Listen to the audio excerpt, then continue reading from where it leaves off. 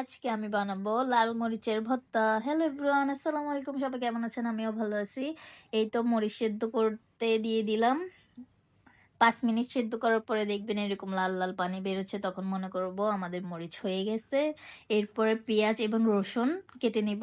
এবার সবগুলো একসাথে ব্লেন্ডারে দিয়ে ব্লেন্ড করে নিব।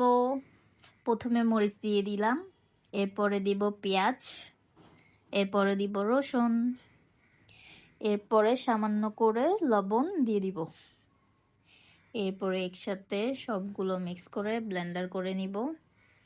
এখন ব্লেন্ডারে এটা খুলে দেখেন তো কেমন হয়েছে, মানে দেখতেই অনেক সুন্দর লাগতেছে। এরপরে এগুলো তেলে দিয়ে ভালো করে ভেজে নিব। এখন আমরা সুন্দর করে মিক্সিং মানে আস্তে আস্তে করে ভাজতে হবে, যাতে এটা লেগে না যায়।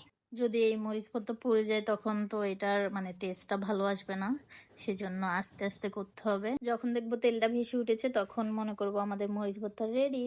এরপরে আমি ভাত নিয়ে বসে গেছি মরিচ ভর্তা দিয়ে ভাত খাওয়ার জন্য। আমি অনেক ঝাল ঝাল মানে ঝাল দিয়ে ভাত খাইতে অনেক পছন্দ করি।